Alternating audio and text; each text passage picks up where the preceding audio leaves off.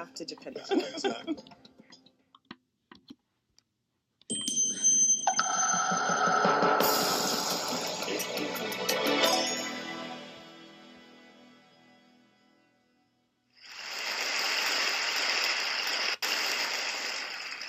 The human voice. It's the instrument we all play. It's the most powerful sound in the world, probably. It's the only one that can start a war or say, I love you. And yet many people have the experience that when they speak, people don't listen to them. Why is that? How can we speak powerfully to make change in the world? Well, I'd like to suggest there are a number of habits that we need to move away from. I've assembled for your pleasure here 7 deadly sins of speaking. I'm not pretending this is an exhaustive list, but these 7, I think, are pretty large. Habits that we can all fall into. First, gossip. Speaking ill of somebody who's not present. Not a nice habit, and we know perfectly well the person gossiping 5 minutes later will be gossiping about us. Second, judging. We know people who are like this in conversation, and it's very hard to listen to somebody if you know that you're being judged and found wanting at the same time. Third, negativity. You can fall into this. My mother, in the last years of her life, became very, very negative, and it's hard to listen. I remember one day I said to her, it's October the 1st today, and she said, I know, isn't it dreadful? It's hard to listen when somebody's that negative. And another form of negativity, complaining. Well, this is the national art of the UK. It's our national sport. We complain about the weather, about sport, about politics, about everything. But actually complaining is viral misery. It's not spreading sunshine and lightness in the world. Excuses. We've all met this guy. Maybe we've all been this guy. Some people have a blame thrower. They just pass it on to everybody else and don't take responsibility for their actions. And again, hard to listen to somebody who's being like that. Penultimate, the 6th of the 7, embroidery, exaggeration. It demeans our language, actually, sometimes. For example, if I see something that really is awesome, what do I call it? And then, of course, this exaggeration becomes lying, out and out lying, and we don't want to listen to people we know are lying to us. And finally, dogmatism. The confusion of facts with opinions. When those two things get conflated, you're listening into the wind. You know, somebody is bombarding you with their opinions as if they were true. It's difficult to listen to that. So here they are, 7 deadly sins of speaking. These are things I think we need to avoid. But is there a positive way to think about this? Yes, there is. I'd like to suggest that there are 4 really powerful cornerstones, foundations, that we can stand on if we want our speech to be powerful and to make change in the world. Fortunately, these things spell a word. The word is hail, and it has a great definition as well. I'm not talking about the stuff that falls from the sky and hits you on the head. I'm talking about this definition, to greet or acclaim enthusiastically, which is, I think, how our words will be received if we stand on these 4 things. So what do they stand for? See if you can guess. The H, honesty, of course. Being true in what you say, being straight and clear. The A is authenticity, just being yourself. A friend of mine described it as standing in your own truth, which I think is a lovely way to put it. The I is integrity, being your word, actually doing what you say, and being somebody people can trust. And the L is love. I don't mean romantic love, but I do mean wishing people well. For 2 reasons. First of all, I think absolute honesty may not be what we want. I mean, my goodness, you look ugly this morning. Perhaps that's not necessary. Tempered with love, of course, honesty is a great thing. But also, if you're really wishing somebody well, it's very hard to judge them at the same time. I'm not even sure you can do those 2 things simultaneously. So hail. Also, now that's what you say, and it's like the old song, it is what you say, it's also the way that you say it. You have an amazing toolbox. This instrument is incredible, and yet this is a toolbox that very few people have ever opened. I'd like to have a little rummage in there with you now, and just pull a few tools out that you might like to take away and play with, which will increase the power of your speaking. Register, for example. Now, falsetto register may not be very useful most of the time, but there's a register in between. I'm not going to get very technical about this for any of you who are voice coaches. You can locate your voice, however. So if I talk up here in my nose, you can hear the difference. If I go down here in my throat, which is where most of us speak from most of the time. But if you want weight, you need to go down here to the chest. You hear the difference? We vote for politicians with lower voices. It's true.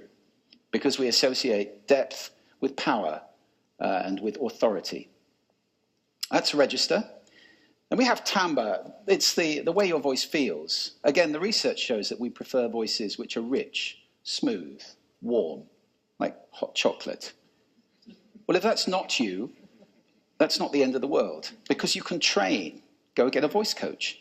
And there are amazing things you can do with breathing, with posture, and with exercises to improve the timbre of your voice. Then prosody. I love prosody. This is the sing-song, the meta-language that we use in order to impart meaning. It's route one for meaning in conversation. People who speak all on one note are really quite hard to listen to if they don't have any prosody at all. That's where the word monotonic comes from, or monotonous, monotone. Also, we have repetitive prosody now coming in, where every sentence ends as if it were a question, when it's actually not a question, it's a statement. And if you repeat that one over and over, it's actually restricting your ability to communicate through prosody, which I think is a shame. So let's try and break that habit. Pace. I can get very, very excited by saying something really, really quickly, or I can slow right down to emphasize. And at the end of that, of course, is our old friend, silence. There's nothing wrong with a bit of silence in a talk, is there? We don't have to fill it with ums and ahs. It can be very powerful. Of course, pitch often goes along with pace to indicate arousal, but you can do it just with pitch. Where did you leave my keys? Where did you leave my keys? It's a slightly different meaning in those two deliveries. And finally, volume. I can get really excited by using volume. Sorry about that if I startled anybody. Or I can have you really pay attention by getting very quiet. Some people broadcast the whole time. Try not to do that. That's called sodcasting. Imposing your sound on people around you carelessly and inconsiderately. Not nice. Of course, where this all comes into play most of all is when you've got something really important to do. It might be standing on a stage like this and giving a talk to people. It might be proposing marriage, asking for a raise, a wedding speech, whatever it is. If it's really important, you owe it to yourself to look at this toolbox and the engine that it's going to work on. And no engine works well without being warmed up. Warm up your voice. Actually, let me show you how to do that. Would you all like to stand up for a moment? I'm going to show you the 6 vocal warm-up exercises that I do before every talk I ever do. Anytime you're going to talk to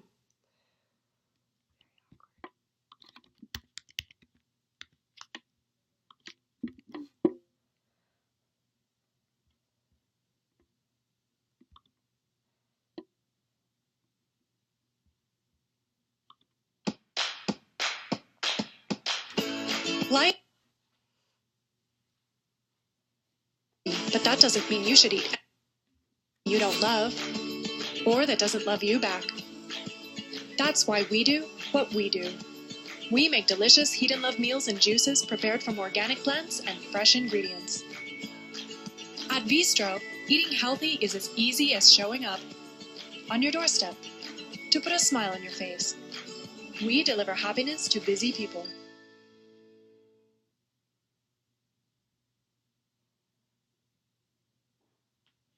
Somewhere deep in Bear Country lives a Bernstein Bear family. They're kind of furry around the torso. They're a lot like people, only more so. The bear fact is that they're just like you and me. The only difference is they live in a tree. The Bernstein Bears. When things go wrong, as things might do, the Bernstein Bears will find a way through. Mama, Papa, sister, and brother, they'll always be there for each other. The Bear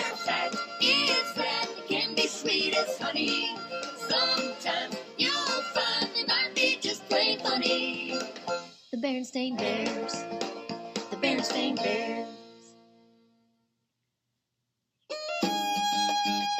Looking at things in a different way can turn "oh no" into "hooray." Okay, little lady, jump. Good girl. Hey, brother. Lady needs to practice her tricks for the pet show on Saturday What pet show? at the community center. I just signed her up. Great. Ready, girl?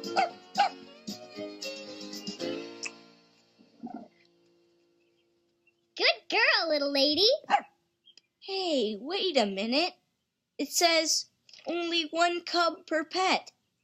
It does? That's what it says here. So if you're taking Lady, then I can't. Oh, I didn't notice that. Sorry, brother. What am I supposed to do now? Look on the bright side. You can still come and watch. I don't want to just watch. I want to be part of the pet show too. Hey, you could be Mama's pet cub and do tricks.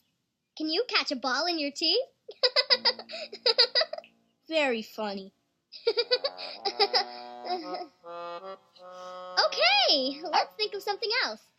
Maybe you could borrow somebody else's pet. Somebody else's pet.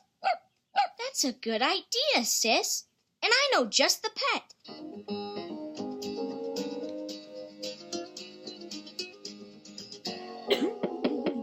Gran? Look who's here, little bird Blue. Hi, little bird Blue. She's been all excited since you phoned last night. Thanks for letting me borrow her for the pet show, Gran. I think it's a wonderful idea, and I know everyone's just going to love her. Won't they, Blue?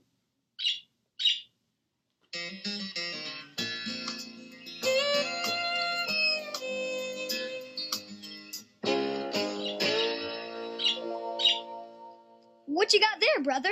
Hi, Freddie. This is little bird Blue. Gran is letting me enter her in the pet show. Cool. So what tricks does she do? Tricks? Sure, for the talent part of the pet show. I don't know. She flies. I guess that's not much of a talent if you're a bird, is it? If Blue was a penguin, it would be. True, but she's not. Does she sing? No. Can she talk? I've never heard her say anything. She makes some pretty neat sounds. That's not really a talent, Freddie. Well, look on the bright side, brother. She's a very nice shade of blue. Too bad that's not a talent. It's a talent for Carl. Oh, you're taking Carl to the pet show? Sure, he is my pet. Well, at least Blue won't be the only pet there without any talent. Carl has talent. Come on, I'll show you.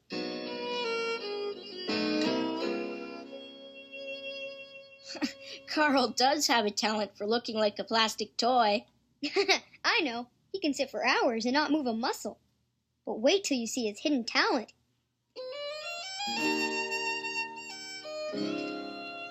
Okay, Carl, do your thing. Wow, you can hardly see him. Pretty neat, huh? Yes, that's a very special talent.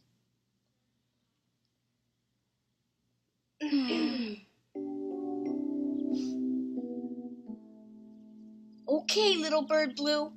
I know you have a talent in there somewhere. We're going to start with an easy trick. Little lady learned this one in 5 minutes.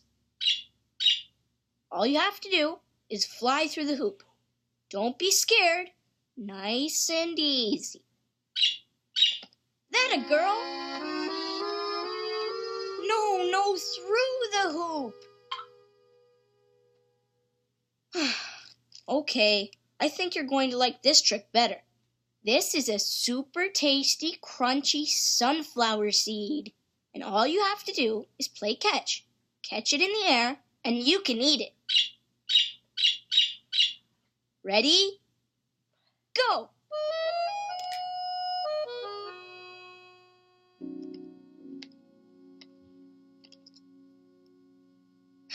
Let's try something else. on, pay attention. Pretty bird blue. Pretty bird blue. It's not that hard to say. You can make noises. Why can't you make words? I thought you'd say that. How about this? I am a bird brain. I am a bird brain. You said it, not me. I am not going to go to the pet show with this bird.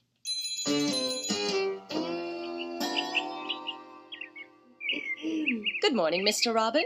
That's a lovely song. Maybe you should get Little Bird Blue out here for some singing lessons, brother. Right. Singing lessons. Anybody home? Gran! Hello, Gran. Hi, Gran. I was just out for my walk and thought I'd pop in to see if everyone was ready for the show. Yes, today's the big day.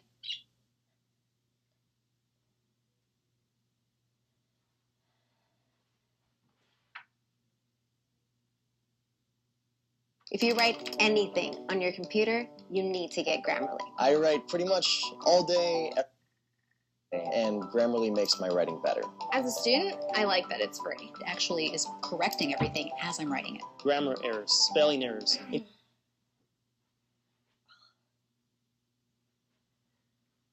You find the right words to use.